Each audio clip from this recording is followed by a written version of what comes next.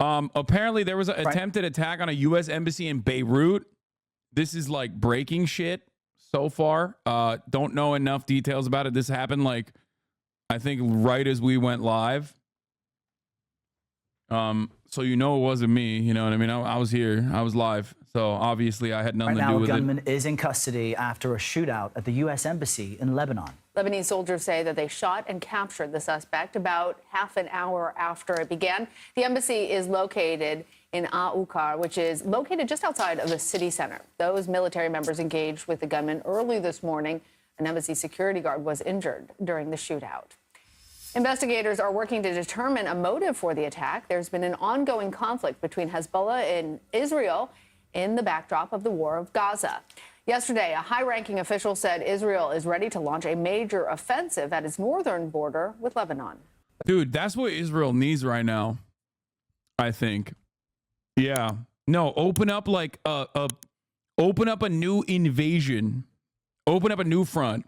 This time with a much more significant military. Like not just like a group of dudes who are making bathtub rockets, but like an actual functional standing militia, basically. Not even a militia, but like a military force. It's always a good idea. You know, fuck it, YOLO. This is literally just like Adolf Hitlerian military tactics. Let's go invade Russia in the fucking middle of the winter type shit. You joke, but Israel's right is desperate for an invasion of Lebanon. Yeah, it's great. Good stuff. Worked so well for the last time a fascist, ideologically fascist state engaged in permanent war for, not dissimilar reasons. Living room, as they called it. Lebensraum. Lana, good to be with you. Well, what we do know is that a Syrian national is in hospital right now after he was shot in that shootout. Lebanese forces still investigating what sounds like a really alarming situation at the U.S. Embassy just outside of Beirut, in a Beirut suburb. I've been to this embassy, and I can tell you, it is a very heavily fortified place. In order to get anywhere near the main building, you have to go through several checkpoints, several searches. And so it is a very, very secure area. Still, the fact that the shootout took place and lasted as long as it did is really begging a lot of questions. Now, in terms of motive, there's no clear motive at this stage, as investigators still try to understand what happened outside that very secure embassy. Guys. Well, Imtiaz, let's talk about the Israel component, because Prime Minister Benjamin Netanyahu says that Israel... Your hatred of Israel is making you ignore how successful the 2006 war against Hezbollah was? Yeah. Famous Israeli dubs. ...is prepared to take strong action in the north as the military is ramping up its presence along the country's border with Lebanon. What can you tell us about that? Yeah, pretty much since the beginning of the war in Gaza, there's been rhetoric here in Israel saying just that. But the timing of this statement from Mr. Netanyahu, I think, is ringing a lot of alarm bells in capitals around the world, and not least in Washington. And the reason there's a concern there is that we know that there is this Israeli proposal to end the war in Gaza, which could see a ceasefire.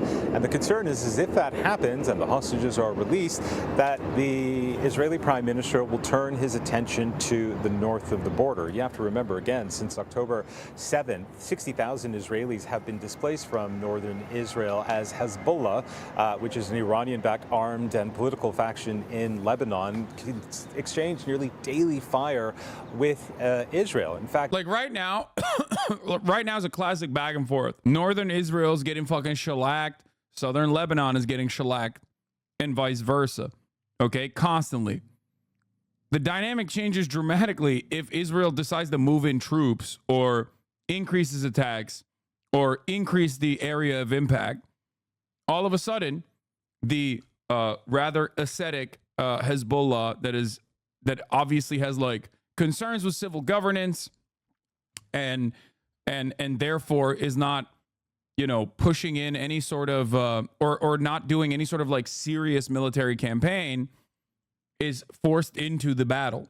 Like the reason why I think the reason why post October 7, like even though it was a clear boundary break for any kind of like Iranian proxy or any of the axis of resistance against Israel and America in the region, The fact that they did not move in a way, in an expected way, was because the Lebanese. Oh, the reason as to why Hezbollah did not move towards Israel beyond like bombing northern Israel was because, you know, Lebanese economy is not doing great.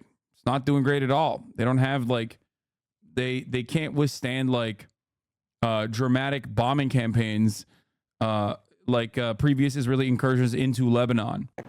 Villages along the border in southern Lebanon have been reduced to ruins. About 150,000 Lebanese are also displaced from their homes. It is an extremely volatile border and a rather extremely volatile situation. And very quickly, if Israel were to engage into an overt war with Hezbollah, it would be very different from what we see in Gaza. Hezbollah has an arms arsenal that is far greater than Hamas could ever dream of. And Hezbollah, which is a hardened fighting force after years of fighting in Syria. So this is very alarming if it does happen. Guys. And Imtiaz, I want to ask you about a domestic topic. I know that Israeli police have been deployed ahead of today's Jerusalem Day flag march. Speak to us about some of the preparations amid what's growing tensions. Oh yeah, it is fucking, of course, it's Jerusalem Day, which means you know, which means the Israeli clan, the inbred hicks of Israel, are going to get extra fucking rowdy today. A herd of settlers assaulted the Palestinian journalist Saif al-Khawazmi in occupied Jerusalem. Absolute fucking freaks.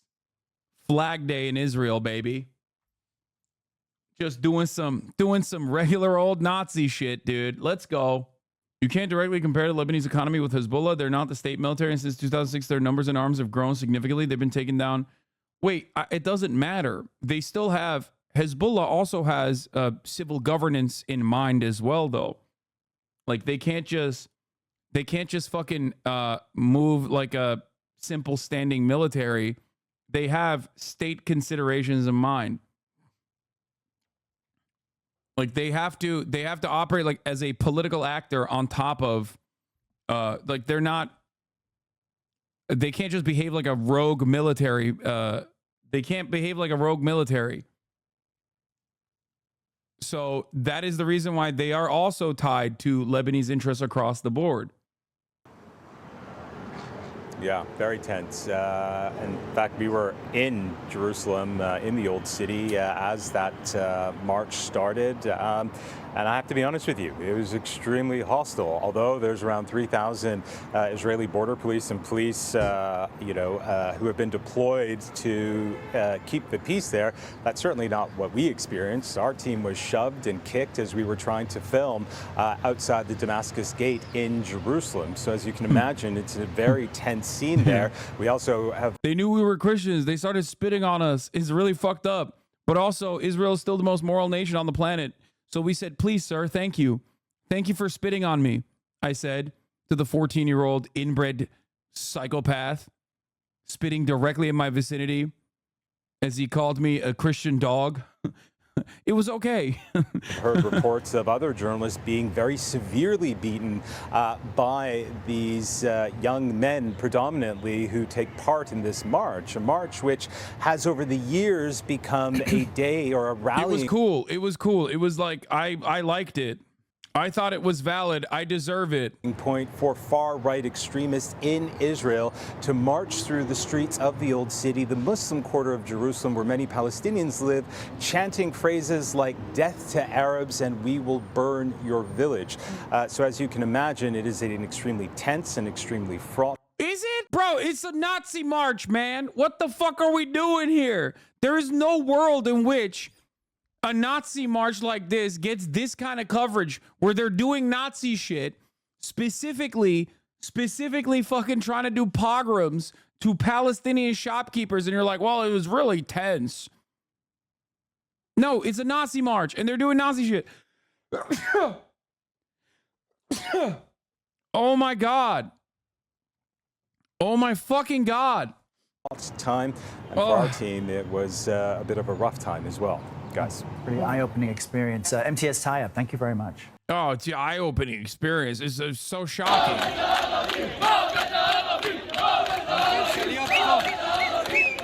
Yeah, death to Arabs was being chanted at the perfectly normal, definitely not Nazi march.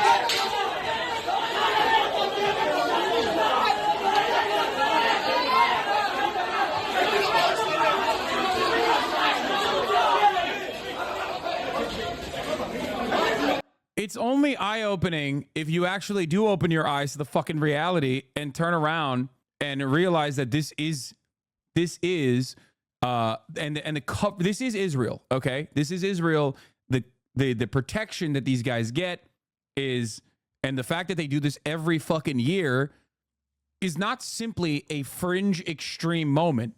Okay, this is functionally government sanctioned, and as a matter of fact, it's so government sanctioned that the people that are participating in this are in the fucking government. Okay, we're talking about the finance minister. We're talking about the minister in charge of the police and demolitions. Okay, Ben-Gvir and Smotrich, both settlers, both exactly like these fucking demons.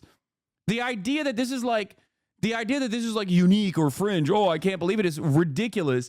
These motherfuckers do like, it's like having the Patriot Front, you know, those like federal agent looking Nazis that fucking go around and protest. It's as if they were doing it in a black neighborhood while specifically beating up black people and destroying black businesses. And you had, I don't know, like Mike Johnson go and march with them and speak about how cool it is that we're beating on black people. Like, America is a white supremacist nation. I bring this up all the fucking time.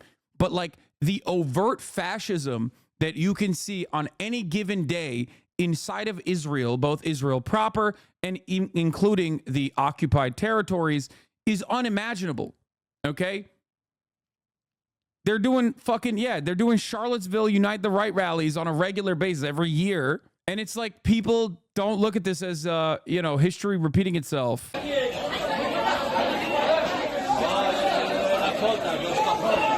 Look at that. Look. Oh, it's so fringe. It's so crazy.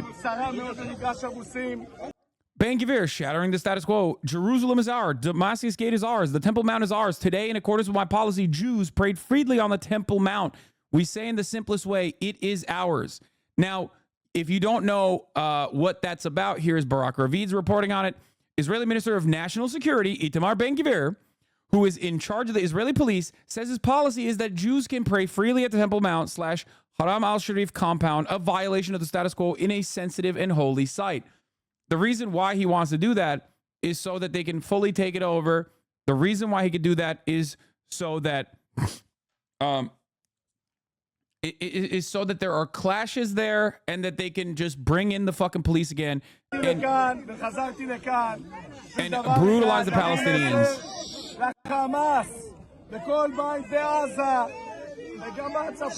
Yeah, he's like, I want to convey a message to Hamas and every home in Gaza.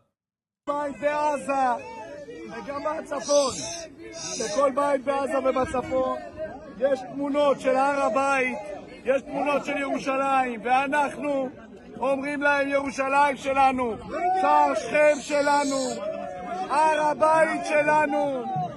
היום, לפי המדיניות שלי, נכנסו לעיר העתיקה יהודים בתנועה חופשית, וגם בהר הבית התפללו בצורה חופשית. אנחנו אומרים בצורה הכי פשוטה, זה שלנו, זה המסר לחמאס. אני מתפלל על הפצועים, מתפלל לשחרור החטופים, אבל אומר את החמאס ואת החיזבאללה צריך לנצח במלחמה, רק במלחמה, וזה שלנו, הר הבית שלנו, שער שכם שלנו, שידעו את זה בכל העולם. Like the last intifada occurred as a consequence of fucking around in this exact same way, okay? And this is worse than that. The second intifada, which led to, bombs and fucking bus stops and shit, would you say this is the worst event since 1948? What do you mean? Yes, the last 8 months have been objectively worse than 1948. I mean, more death and more destruction. We'll see what happens at the end of the 8-month campaign. how many, I mean, millions of Palestinians displaced currently.